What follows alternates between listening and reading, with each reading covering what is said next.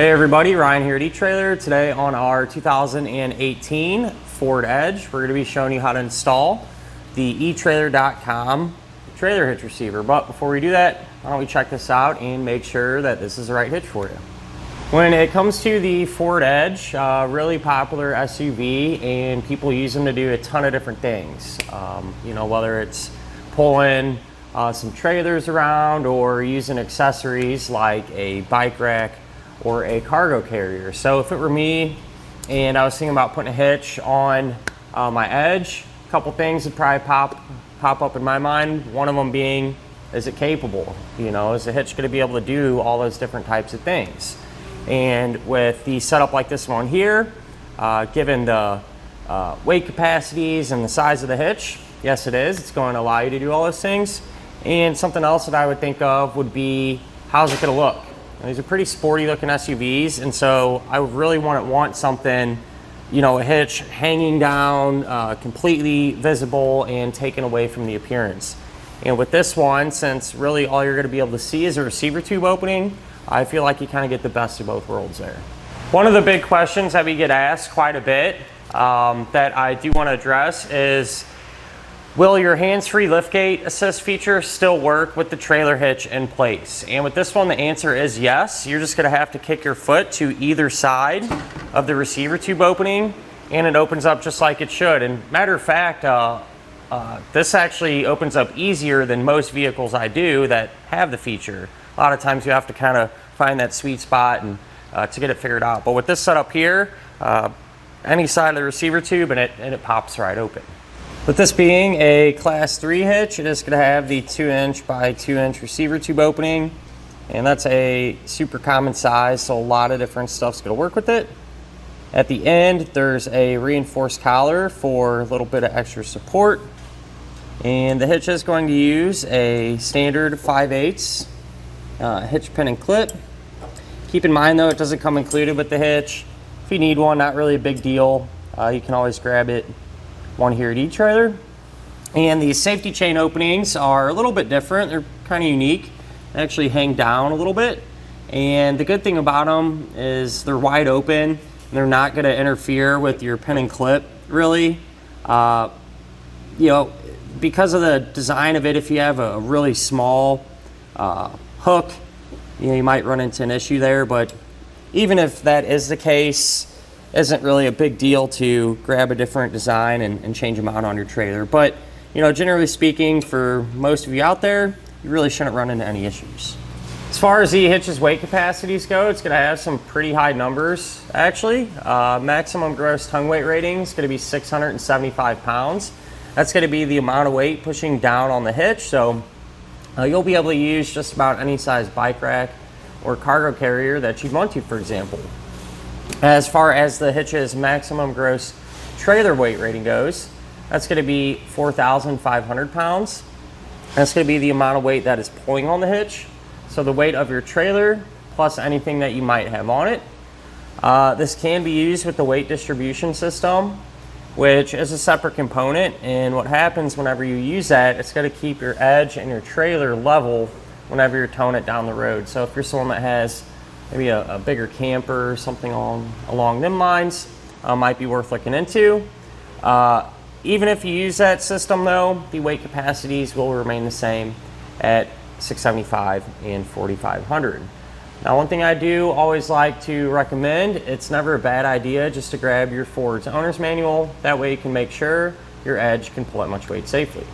Now I'm going to give you a couple of measurements, and you can use these to help figure out what hitch mounted accessories to get. From the ground to the top inside edge of the receiver tube opening, that's going to be about 12.5 inches. So chances are pretty good if you plan on pulling a trailer, you're going to need to get a ball mount that has a rise in the shank. Probably about 4 inches would work for most situations. From the center of the hitch pin hole to the edge of the rear bumper, that's going to be about 5 inches.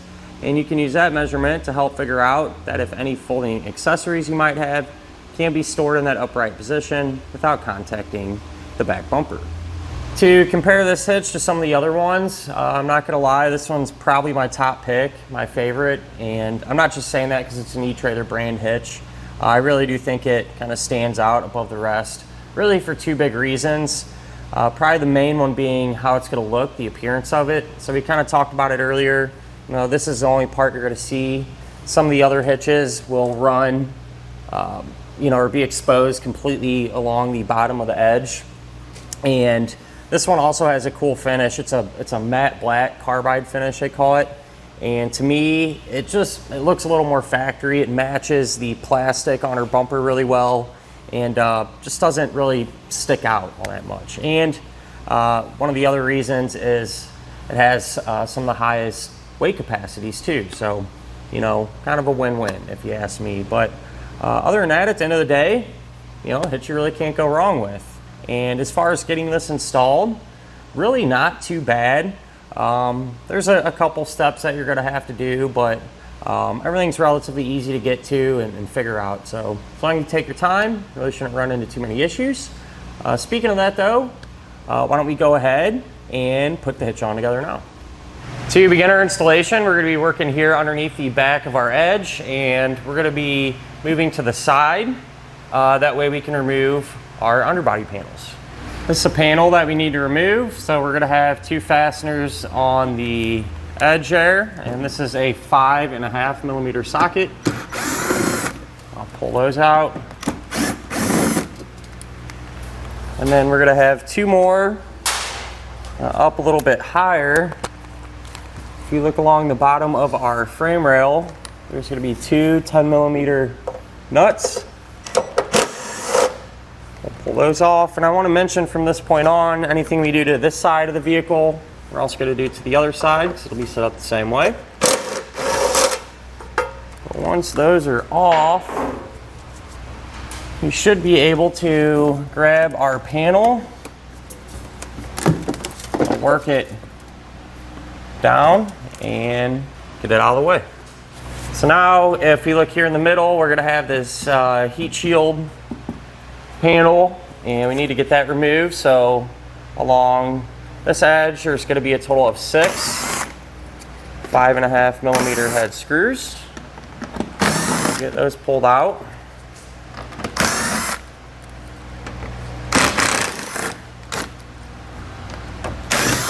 And then in the center, right up through here, there's got to be a 10 millimeter head nut. So right there in that kind of little cutout for it there. I'll get that off, and then we should be able to kind of pull this down and get it removed. Now we need to lower our exhaust down some to give us some extra room to work. Before we do that though, what I suggest doing is taking a strap and just running it from side to side. That way we can kind of control how fast and how far we let our exhaust come down. To get our exhaust lowered on each side of our car, we're going to have a rubber isolator hanger just like this here. We need to pry it off the metal portion on our muffler. And you can spray this down with soapy water, some type of lubricant. It just makes it a lot easier.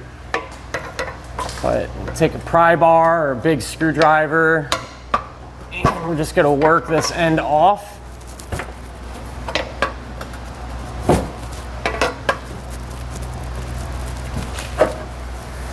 I already went ahead and did the other side, and we talked about it set up the same way. But with those off, we should be able to loosen up our strap some and let the exhaust come down a little ways. If you look in the center of our vehicle, this stud here, I believe this is a stud that we removed the nut from that had this heat shield panel on it. We need to remove this. I'm going to use a grinder tool, cutoff wheel tool to remove that.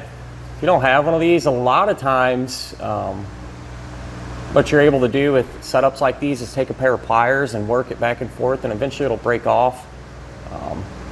So that's an option for you. If you do that, be careful. I haven't done it on this exact car, but a lot of times that can work. So, but to speed things up, we'll use our wheel here, and I'll go ahead and get it trimmed off.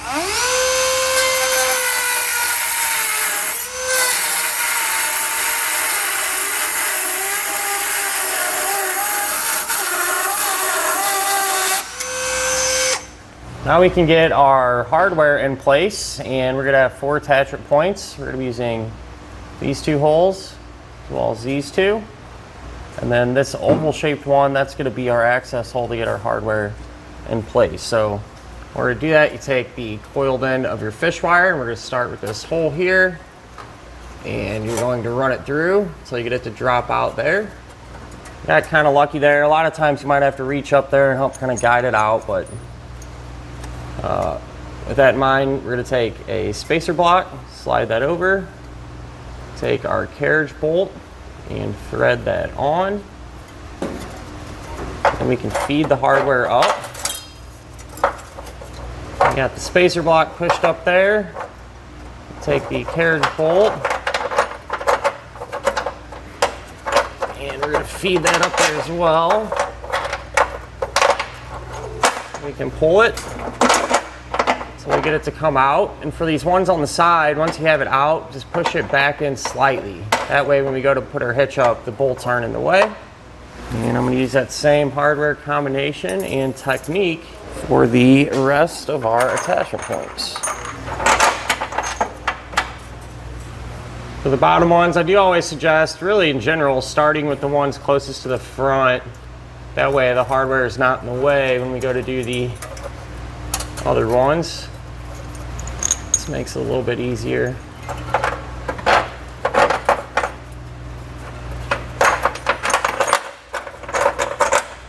That one dropped down. And last but not least, we'll get this last one here. Now with the next set of hands, we can get our hitch into position, and we're gonna go up on the passenger side first, but you wanna take the fish wires and drop them through the corresponding holes in the hitch.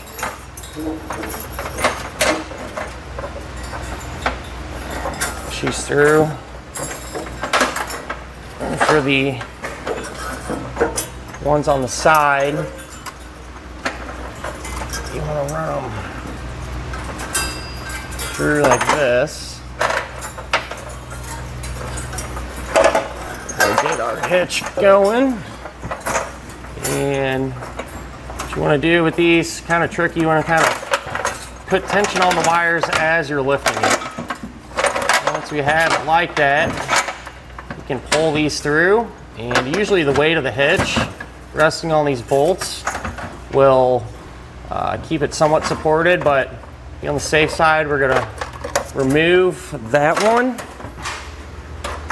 and we're gonna take a flange nut and get it started hand tight.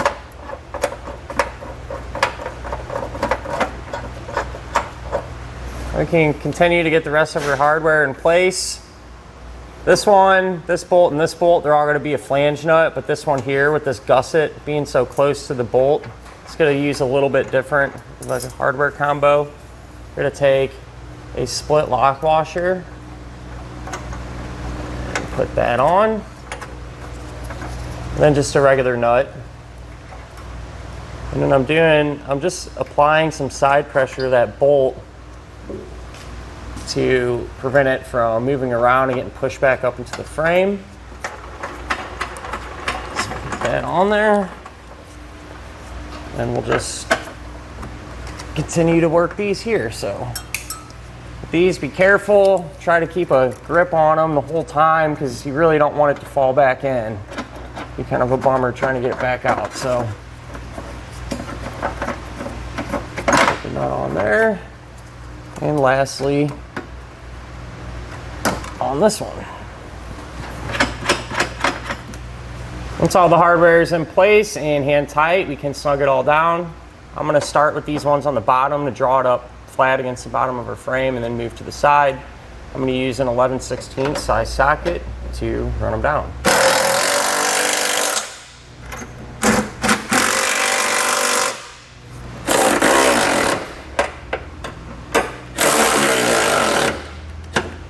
At this point, we need to come back with a torque wrench and tighten down all the hardware to the amount specified in the instructions.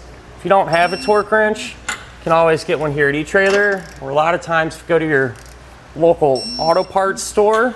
They'll have one there available that you can rent, and usually it's free, so that's always an option for you as well.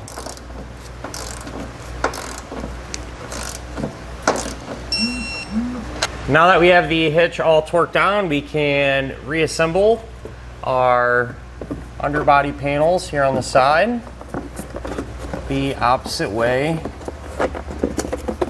that we removed them.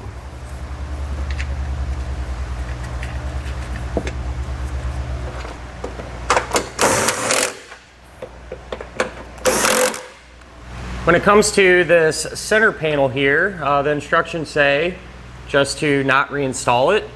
I tried to get it back in there and there's just no way it's gonna fit. It's so tight, and even looking at being able to cut it and trim it to get it back up, you'd have to remove so much material to actually get it in there. It's just not really worth it. You just have a little piece essentially, so it's not really gonna do much, but just something I wanted to point out that I tried doing. But with that said, I'm not gonna worry about this, and now we can get our exhaust back up. To rehang the exhaust, you're just gonna lubricate the hangers again and lift it up in place. Slide it back in. I already did the other side, so now that it's supporting itself, we can go ahead and remove our strip. And that'll finish up our look at and our installation of the etrailer.com trailer hitch receiver on our 2018 Ford Edge.